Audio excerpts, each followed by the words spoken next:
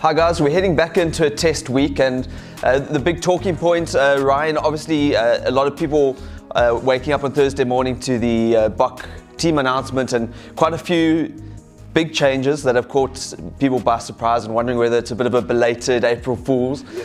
There are 6 changes and 1 positional change. And to unpack it a little bit, it's quite interesting because I think a lot of people are not quite sure what Rassie's planning is. And I've had a look at it, and my thinking is that we wanted him to stick to the plan that he had, which was to make changes for this test match. I think he's building a squad of 30 plus players, and he's going, I have to back the guys that are in the squad, in the wider squad, and I've got to back player B or C to be able to step in and do a job capably. And there's a risk to do it, of course, in Australia, but I think that's one aspect of it, and I think we see it with the selection of Elton at fly half and then Dielendi and Creel in the midfield. Yeah. And then looking at the pack, and certainly up front, I think dropping guys like Malcolm Marx and Beast to the bench is more of a rotational thing to keep them fresh for the big All Blacks game next weekend. Yeah, look, we can't have it both ways. So from a principled standpoint, I'm glad Rassie done what he done, because in our last video, we spoke about Springbok coaches succumbing to public and media pressure and not actually backing their plan. And we said last week, like, we hope that Rassie isn't afflicted in this way, right? So we can't have it both ways. So I'm glad from a principled point of view that he's stuck with his plan. I agree with you. So whether the personnel that he selected are the right guys is a debating point. But the principle that he stuck to is, I think, very encouraging, because yes, it's going to build depth across some critical positions, and also it shows for me a healthy lack of focus on the World Cup, because if you're planning to build for a World Cup, you're trying to pick the same guys or similar guys week in and week out, and so I don't think changes like this are necessarily directed at thinking about the World Cup. I think they're thinking about building long-term depth across a range of positions. So the debating point is the personnel, not the principle behind the selections. Yeah, for sure. And I think the other talking point, just looking at the back row, clearly identified that there wasn't quite the balance required in the first 2 games against Argentina. But for me, it's interesting that they've gone with, obviously Peter Steph Dutoit is going to add another line-out option, but that Sisia Kolisi moved to 6 as an open side flank, now reverting to that, and Warren Whiteley at 8. So they don't have an out-and-out veteran in that team. Malcolm Marx is to the bench, so they don't have another guy in that regard playing to the ball. So it's a very interesting tactic going into a game against Wallabies with Michael Hooper and David Pocock, guys who are so strong over the ball. And it's going to be quite, I think quite a challenge for the Boks to deal with that dynamic without having a guy who's traditionally very good at playing to the ball. For me, the way they're going to counter it is by playing as much to the line out as they can and getting the driving maul going, and literally just trying to keep the ball off the ground, and then obviously targeting those breakdowns with really good cleaners and guys with a little bit of added physicality just to clean out the likes of Pocock and Hooper. Yeah, you're speaking about the offensive strategy, but defensively, what are we actually going to do? So Australia, and we saw it in the tests against the All Blacks, the tempo of their game is so critical to their success, right? In the latter parts of those tests against the All Blacks, when the All Blacks started to control the tempo of play from a defensive perspective, that means passing the gain line, collisions, and then slowing ruck ball. Then Australia look pretty average. But as soon as they're able to control the tempo of the play offensively, I know I'm speaking quite technically here, but when they're able to dictate how quick a ruck is recycled, and where on the field they play, so whether it's a pod of forwards that are quite close to the ruck situation, or whether they're playing in the wide channels, and then short again, and then wide again, and when they're able to control that aspect of the game, then they're really, really dangerous. Mix that with the Springboks' glaring defensive deficiencies from a structural and actually man-on-man point of view, and you have a recipe for trouble, if not disaster, definitely trouble. And so, I mean, I can't understand that Bongi Banambi is not going to give you what Malcolm Marx gives you at the breakdown defensively. Neither is Whiteley, neither is Khaleesi, and certainly not Pieter-Steph du Toit.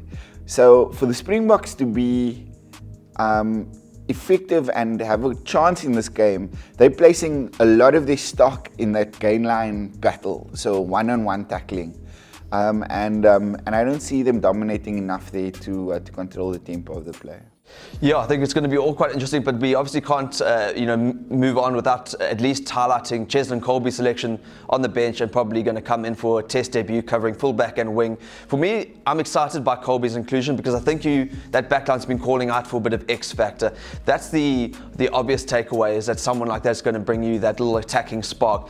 But I'm very intrigued to see how they're going to use him, because I think certain circumstances or game situations won't be suited to him. Because if the Boks, as you mentioned, don't get that gain line dominance, I don't think the game is going to open up for him to be at his most effective. Then he becomes a guy that can be targeted under the high ball, and especially with the Wallabies now having Israel Folau fit again and probably the best exponent of the high ball. So I'm thinking in the first two games here against Australia and New Zealand away from home, Colby will be coming off the bench, quite possibly on the wing.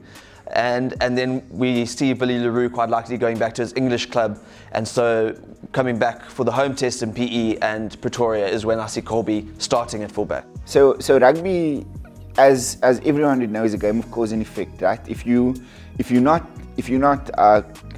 causing momentum at the gain line from an attacking perspective, your back line is basically rendered useless, impotent. To start with, I don't think the combinations that they've got there, like for me, a midfield of Jesse Kriel and Damien D'Alinde is like vanilla yogurt. It's just okay, there's nothing special about it really. It's never been a combination that has inspired confidence for me. I do think that with the forwards they've selected, there is going to be some momentum. If they can control a lot of possession, there is an opportunity for momentum. My views on Alton has been made, they're pretty clear already. I don't think he's a test team. And then you've got Damien D'Alinde, who hasn't played good test rugby for the longest time. Jesse Kriel, nah. And then I like the look of the back three, but like what is the point of a back three when you've got a midfield combination like that, in my view? So the conversation around Colby is interesting, but really, what opportunities will he get for his club? They play a group brand of rugby, pretty expansive, and he gets a lot of opportunities to run, particularly from broken field. So they're particularly good at turning over possession and attacking from deep as part of their tactical kind of DNA. But no conversation around Colby can happen without a conversation about who feeds him. And I don't think his feeding system is particularly good. Yeah.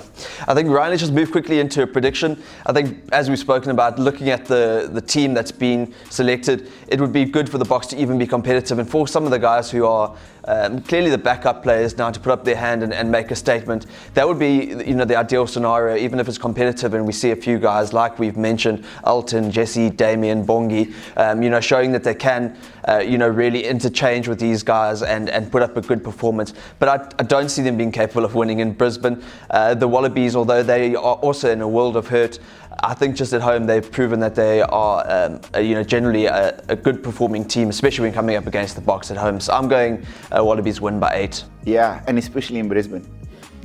So for some reason, the games there seem to be up tempo, and there's no particularly scientific basis for it. But Australia play well in Brisbane, and I can't see the Boks countering the tempo that they want to play at, particularly with no recognised guys that can boss the ground. And so I think Australia are going to play quickly. I think that's going to hurt the Boks. We might stay with them on emotion alone for 60. And then in the final 20, I think Australia will just have too much for us. I'm actually going Australia by 12 to 15 for this one. And then, as we've spoken about as well, with regards to just how far apart the All Blacks and the Boks are, because the All Blacks have made a host of changes, for their game against Argentina, and yet, no one's complaining about what they're doing because they see that the depth is there and the quality is not going to be that different. And we've spoken about Richie Monga in previous segments as well. Very excited to see how he goes at fly-off, and I just think, again, he's going to get that All Black backline moving quite nicely. I think they'll also bully Argentina up front, and again, All Blacks at home, comfortable victory, 20 plus. Yeah. I mean, I think at this point, Steve Hansen could coach up his coaching staff and some of the wives and girlfriends and still come out with a win. They're just that good. For me, there's no price on Argentina for this one. They lose comfortably. I'm going 40 plus for the All Blacks here. Yeah. All right, great. Well, thanks, Ryan. Let's hope the Boks and their second team surprise us quite a bit. Let's hope.